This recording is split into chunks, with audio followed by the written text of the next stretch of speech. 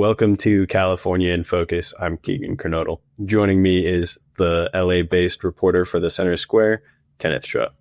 Now, today we're talking about California spending being up 50% per capita. Kenneth, can you tell us more about this? California's state spending, yes, it's up 50% per capita, or $106.3 billion since 2019.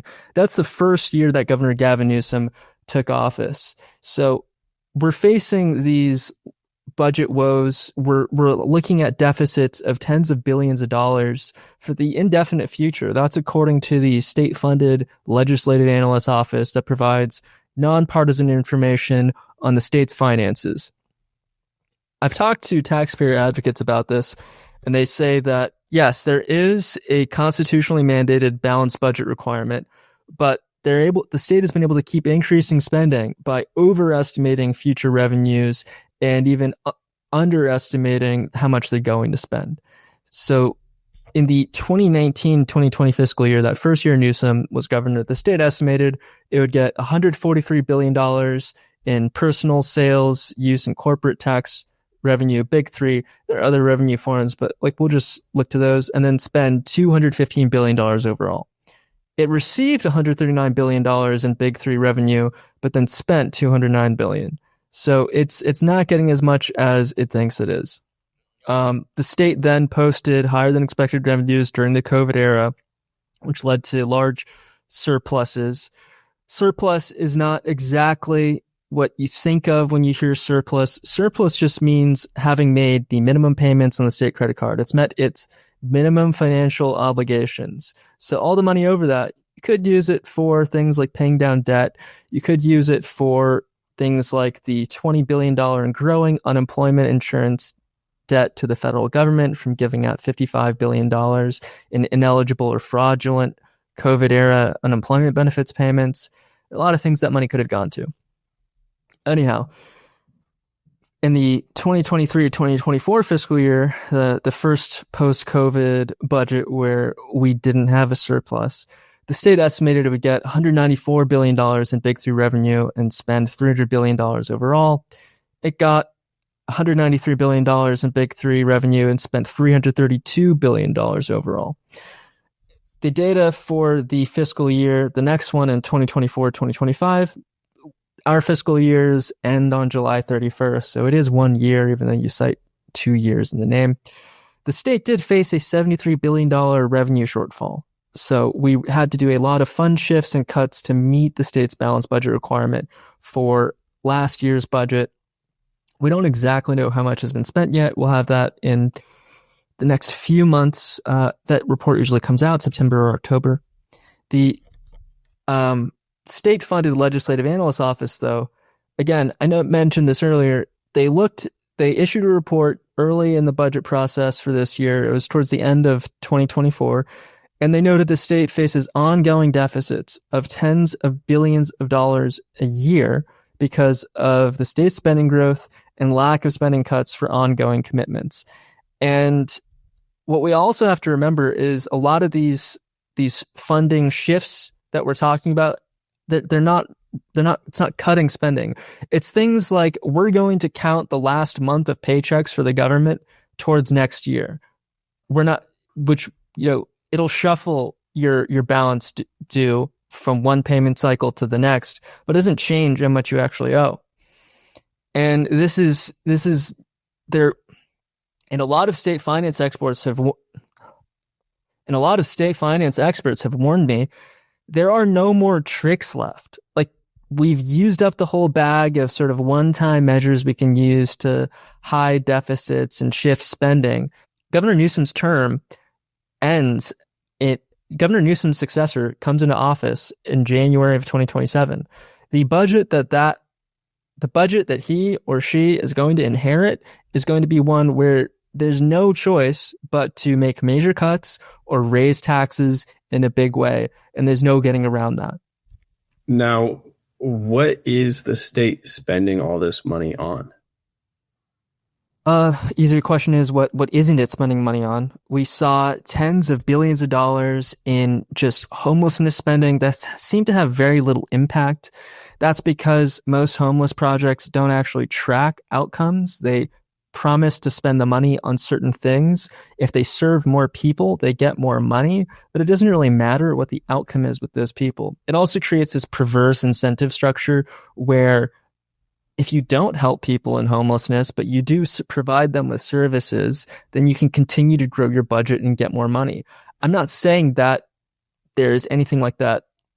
I'm not saying that the NGOs are trying to actively make homelessness worse, but there is a misalignment of incentives here.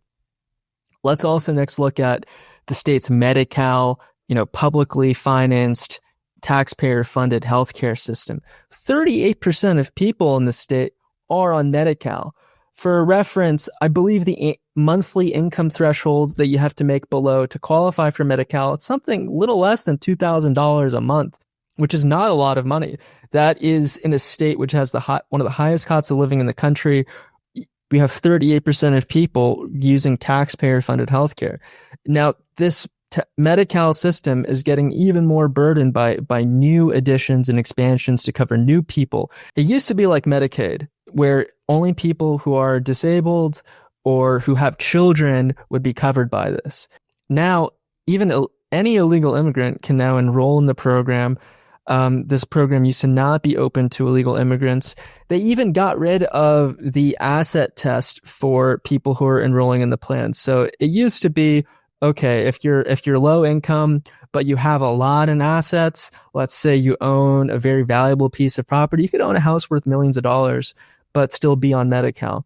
That asset test was removed, which allowed a lot more people to enroll. We also did something where we're funding this thing called in-home supportive services through Medi-Cal. That pretty much means you're paying a household member minimum wage, and yes, as overtime. I think you can work up to 70 hours a week as an IHSS quote-unquote provider and get paid to do the things that you would normally do for your family member. You can only use IHSS to pay if you are elderly or disabled, but still, 750,000 Californian quote-unquote workers are paid through this program, which means that we have about 17 million people in the workforce. So almost 1 million of them are people who are pretty much on a government welfare program. I'm not really sure what that means for the state of the economy, but when you look at the hiring data, half of all new jobs for the month of March were from IHSS. The job growth that we're seeing in California is from government Medicare services and not from growth in the real economy. I mean, what would happen if suddenly this service stopped paying people to do what they were already doing as family members? The state unemployment rate would skyrocket, and we just wouldn't have as many people who are counted as people who are working. Another thing here, though, is that a lot of these providers, they don't pay taxes on this income. So because of certain classification rules for domestic housework, this means that we're having taxpayers pay for people who, probably are not contributing as much in taxes anymore because they're low enough income to be on this program, then be able to pay other family members money to take care of them, who then also don't pay taxes on that money. Naturally, spending is going to go up and revenue is not going to be as robust as you think it is. Looking back at the LAO's other reports on income for the state, we see that most of the state budget is held up by capital gains. It's been that way for a long time. The state has very cyclical revenue because it has a much narrower tax base. It relies on just a few people who make a lot of money from capital gains to fund the rest of the system. People have likened California to something like a resource-dependent economy, like Russia or like Saudi Arabia that are dependent on oil. California is dependent on tech. NVIDIA's stock alone was one of the only big thing holding up California's budget the last couple of years. So the LAO has noted if there's any decline in the stock market, any slowdown in capital gains, that's really going to hurt the state budget hard. And we don't have money left over. We spent our surpluses on a lot of these one-time programs while also emptying out the budget reserves. You're really supposed to only use your emergency reserve fund when you're in a recession, when something really bad is happening. Otherwise, you just tighten your belt and you tighten spending a little bit. But yet this year, we signed this $321 billion budget, and also while taking out money from the reserve system. So we have record spending while not in a recession and still taking out money from the reserves. This leaves whoever's coming next, again, January 2027, that next budget process after the 2025-2026 budget, it's going to be rough. And I don't think Californians are ready for the cuts that are probably going to happen. Well, thanks, Kenneth, for reporting on this. Listeners can keep up with this story and more at thecentersquare.com. And thanks for listening to California in Focus.